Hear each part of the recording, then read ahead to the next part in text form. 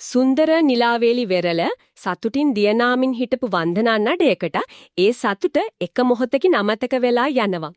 අද අපි ගැඹුරින් විමසා බලන්නේ සාමාන්‍ය වන්දනා ගමනක් ජීවිතයත් මරණයත් අතරත් දරුණු සටනක් බවට පත්වුණු සිදුවීමක් ගැන අපිට ලැබුණු මූලාශ්‍රය ඇසුරින්. මේක නිකම්ම මොහොතේ ගිලෙන්නගේ සිද්ධියක් විතරක් නෙමෙයි. මේ ගැටලේ මිනිසුන්ගේ වීරියත්වය, ස්වභාව ධර්මයේ අසීමිත බලය සහ අර පොඩි නොදැනුවත්කම කොයිතරම් ලොකු විනාශයකට මඟ පාන්න පුළුවන්ද කියන එක ගැන ලොකු පාඩම් ටිකක් තියෙනවා. එහෙනම් අපි කෙලින්ම ඒ සිදුවීම දිහාට හැරමු. 7 දෙනෙක් එකපාරටම මුහුද ඇතුළට ඇදිලා යනවා. වෙරළේ හිටපු නෑදෑයෝ බලාගෙන ඉද්දිමයි මේ හැමදේම වෙන්නේ. අපි කවුරුත් අහලා තියෙන දියවැල කියන දෙයට තමයි මේ අය අහුවෙලා තියෙන්නේ. ඒත් ඇත්තටම මොකද්ද මේ දියවැල කියන්නේ? සාමාන්‍ය රළපහරකට වඩා ඒක වෙනස් වෙන්නේ කොහොමද? ඒක පැහැදිලි කරගන්න එක හරිම වැදගත්. මෙහෙම හිතන්නකෝ. වෙරළට එන රළ වලින් එකතු වෙන වතුර ආපහු මුහුදට යන්න පටු පාරක් හදා ගන්නවා. හරි. හරියට මුහුද ඇතුළට ගලන සැර ගඟක් වගේ මේකට තමයි රිප් කරන්ට් එකක්. එහෙම නැත්නම් දියවැල කියන්නේ. භයානකම දේ තමයි ඒක අපිව වතුර යටට අදින්නේ නෑ.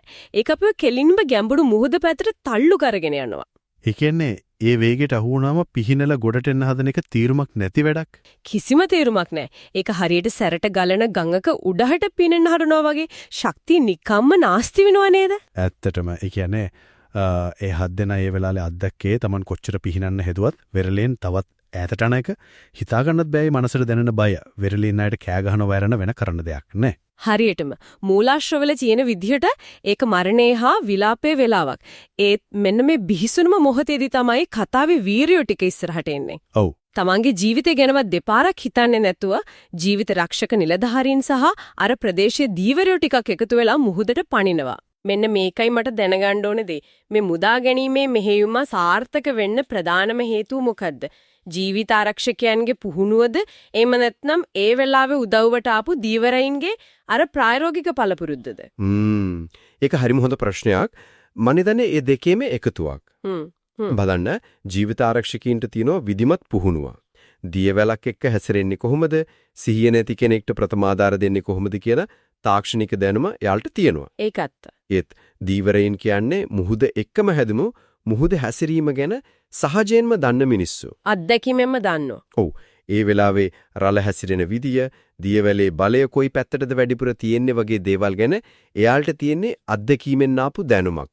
ඉතින් මේ දෙගොල්ලන්ගේම හැකියාවන් එකතු වුණු නිසා තමයි එක ජීවිතයක්වත් නැති නොවි මේ 7 දෙනාම බේර ගන්න පුළුවන් වෙන්නේ. ඒක නියම කණ්ඩායම් ක්‍රියාවක්නේ. ඉතින් බේරගත්තට පස්සේ මොකද වුනේ? හැමෝගෙම තත්ත්වය හොඳින් තිබුණද? කීප දෙනෙක් සිහිසුන්ව ඉඳලා තියෙනවා. එයාලට වෙරළේදීම ප්‍රථමාධාර දීලා ඉක්මනටම රෝහල් ගත කරලා හිතනකො ටික වෙලාවකට කලින් තමන්ගේ ඇස් ඉස්සරහම මුහුදට බිලිවෙන්න ගිය ආදරණීයන්ව ආයෙත් තන පිටින් දකිද්දි ඒ පවුල්වල අයගේ සතුට කොහොමද කියලා. ඇත්තටම. එතකොට මේ මුළු සිද්ධියෙම අපිට ඉගෙන ගන්න තියෙන ලොකුම පාඩම මොකද්ද? මුහුදේ නානකොට පරිස්සම් වෙන්න කියන සාමාන්‍ය උපදෙසට එහාගේ දෙයක් තියෙනවද මෙතන? අනිවාර්යයෙන්ම තියෙනවා.